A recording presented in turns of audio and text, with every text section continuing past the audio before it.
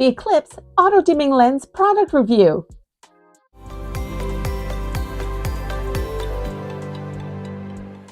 Today I've just received the new ECLIPS Auto-Dimming Lens made by Sunstone Engineering in Utah, USA, and I will be testing it and filming a product review.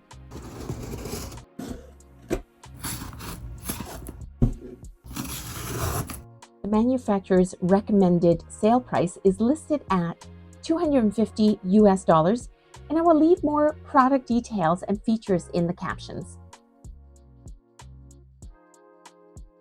Wow, it's actually very lightweight and a really long cord.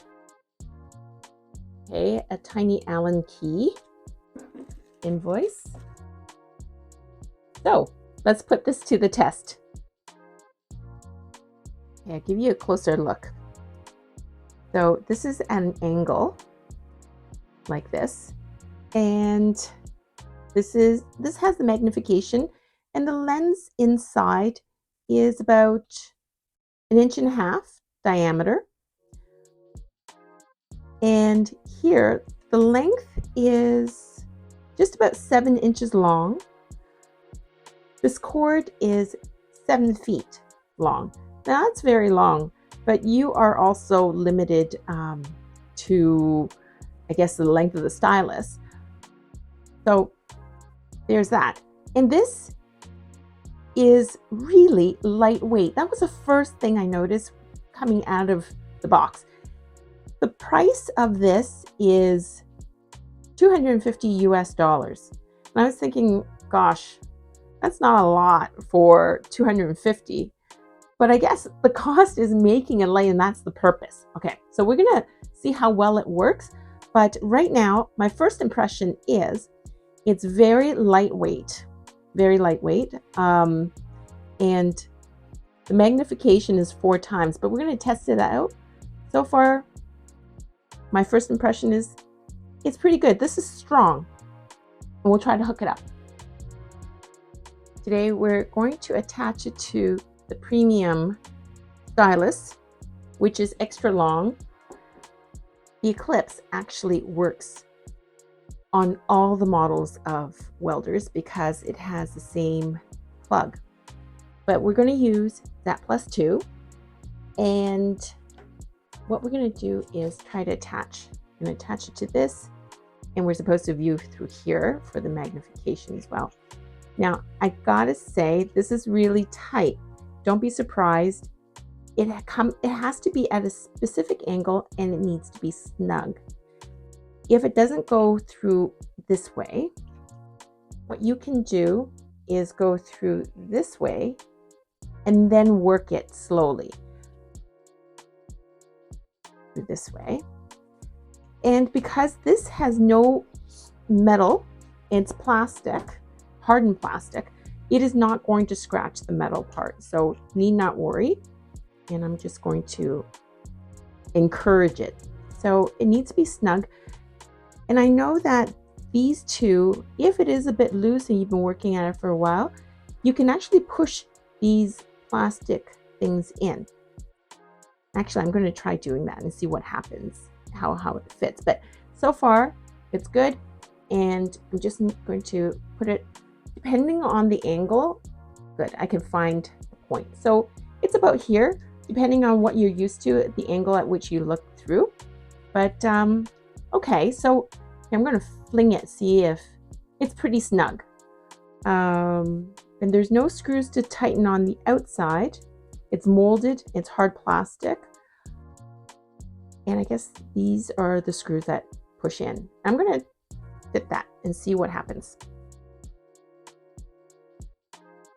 Okay, so I guess this fits in, and you can push it.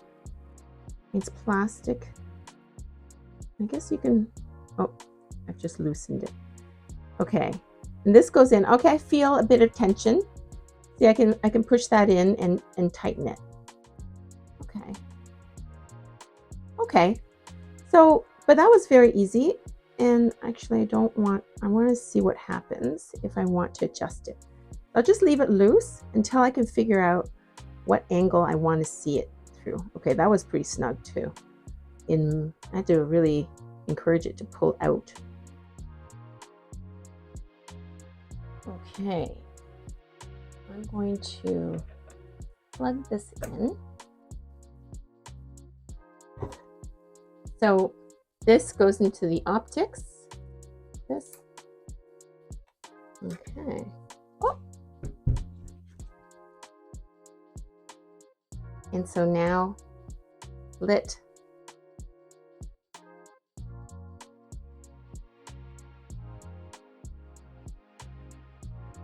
Actually, I'm going to put this out so I don't poke myself.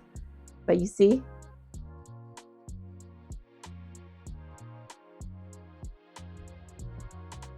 and I can see the magnification. But I'm going to move the camera to see. I'm going to move the camera so that you can see magnification. So this is what it looks like. You can see where the light hits. Now, the sample here doesn't have the logo. It's a pretty new prototype, and actually I would love it. See, the Styluses all have this, and in the future they're going to have the logo here as well. So far it's really snug and it's well lit. Can't really see the difference with all my camera lights, but it is very good, and I'm going to try to put it at an angle so that you can see through this without the reflection of my ring lights. I want to show you what it looks like through the lens and the magnification. I think it's got 4 times magnification. So I know how to work my camera so that you can see it without the reflection of my skylight and those pot lights I've got happening here. So here you'll see that is how much the magnification is, and it's very good actually. Let's see, maybe you can see this one. So this is the size, and then through the magnification like this. Very good actually. And the thing is though, because it's small, you just have to get used to it. It's almost like a telescope.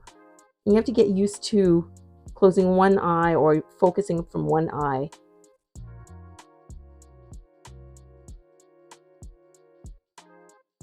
Okay, let's see if I can film this.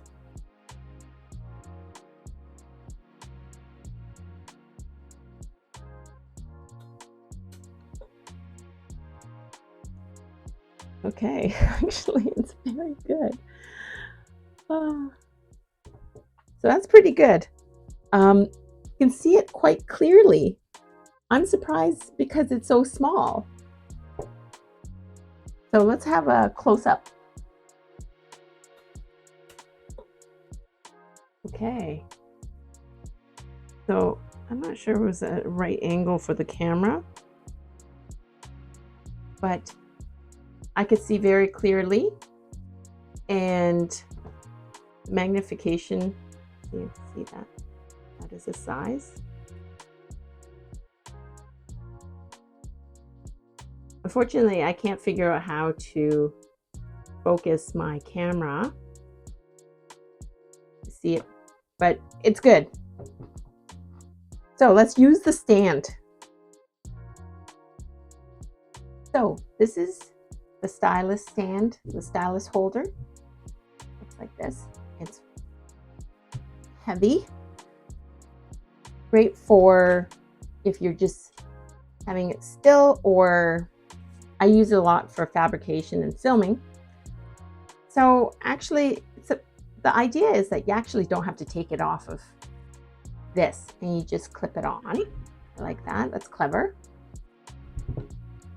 And I'm going to lower the camera. But basically, it's like this. You see through it here the same way you would if you're holding and welding the inklet or something, and you look through here. So I'm going to move the camera and see if I can figure it out somehow so that I can film this for you.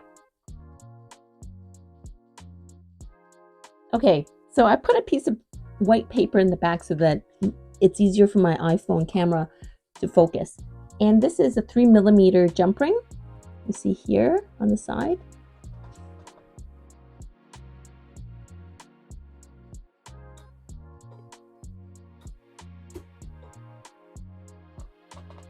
See? You can see so much better. Okay, so that's good.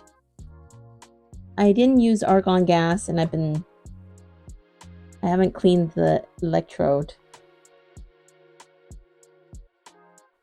So actually, that is really easy to set up. In the short time I was filming, I discovered a couple of things, a few tips I want to share with you. So when your wires are tangled or hanging in a funny way, this pivots smoothly, but it's quite annoying if you are doing fabrication and you want it to hold still. So I discovered that using a bit of tape, just Scotch tape, and putting it here as you set it down, it prevents it from moving. So it's very easy and it won't damage anything, but that might help. The second thing I noticed is sometimes at the beginning, you're not used to figuring out where exactly to look for the tip of the electrode. And I found that it's actually easier to have your hand there, look for the electrode, and then you can see it. Or using your thumb to go this way, and then it's much easier to locate this way until you get used to it. Also, I find that sometimes it's easier this way, and then take your jump ring and bring it over. In the past, when I was doing this, I would hold this still and also move this if I was freehanding to do an inklet.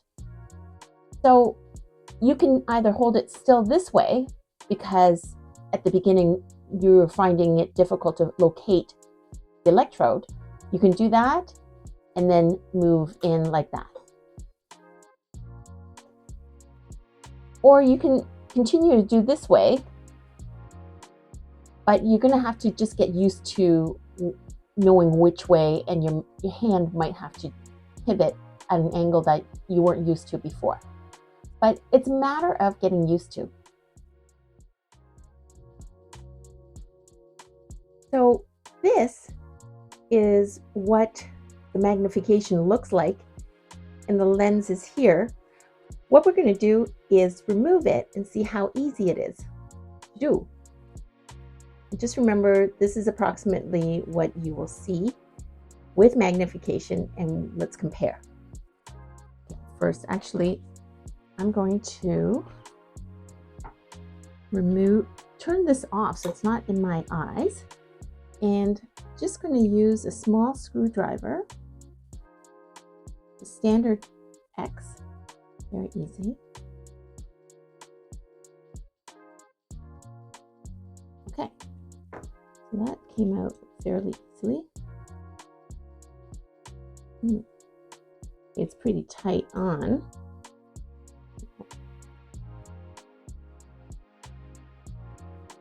Okay, so it's not as easy as I had anticipated. It's snug. Maybe I'm supposed to take this off? I don't know. I don't think so.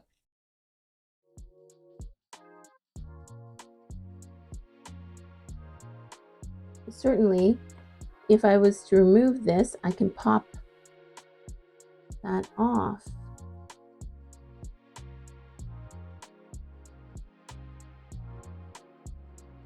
Well, all the screws are the same size in the back. They're longer.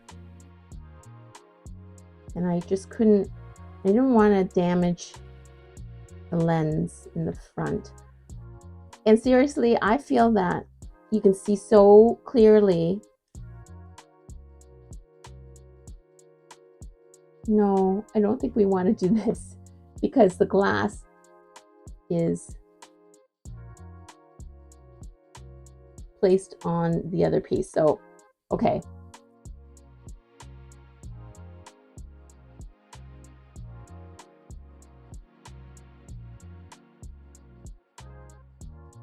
And I think I just need to wedge something to, and I don't have long nails. Okay, I'm gonna pause the camera here and get something that has a flat edge that is not sharp. I see my fingernails aren't very good and it seems pretty stiff, but I see that there is a bit of space here and these are not sharp pliers. So if you can find something that won't scratch, pair of pliers, go, that comes out. So that's easy.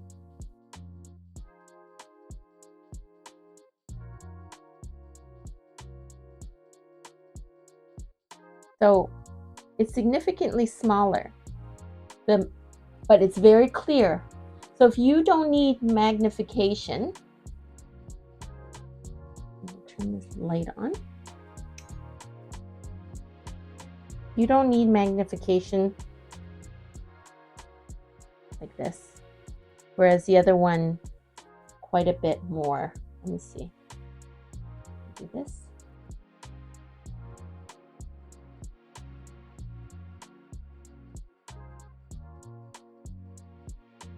So it's whatever your preference. This is just like the ADL, the standard ADL, where you can see very clearly.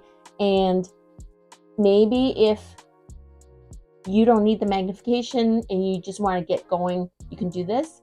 And as you need it, or you're doing smaller items down the line, or you're like me, you're resisting having magnification, you can use it later.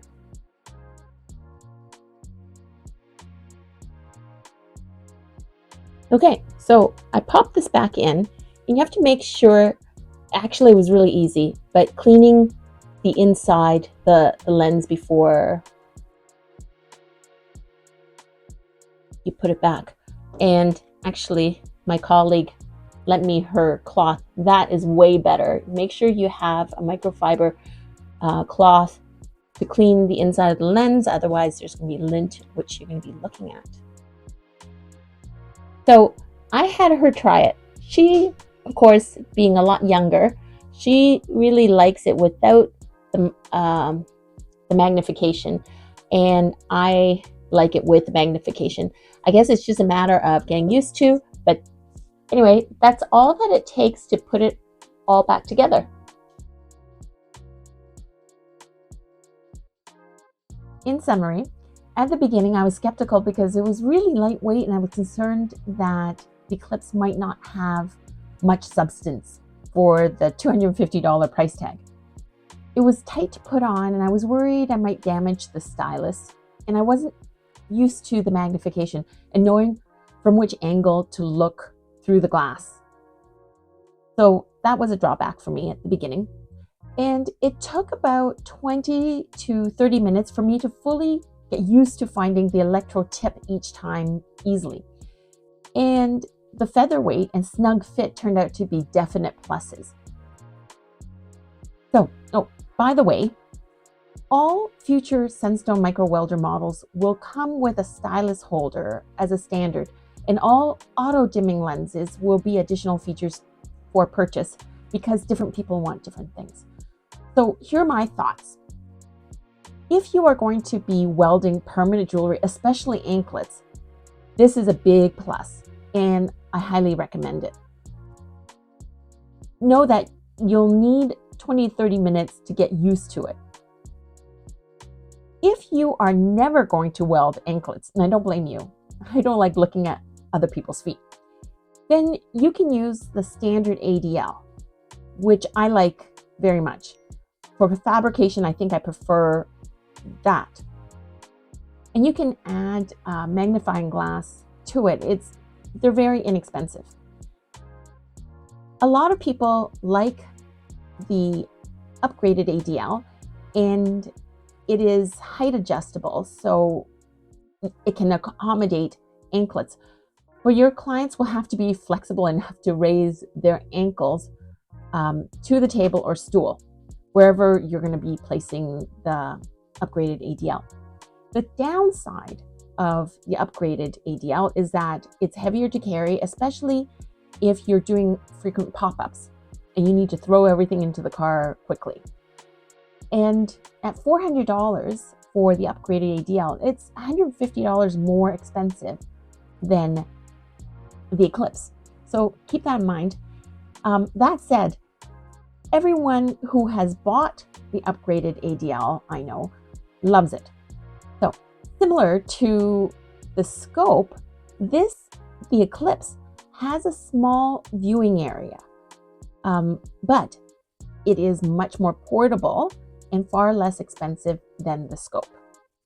So I feel that if you're a PJ artist who plans on offering anklets, I think this will be a very good tool.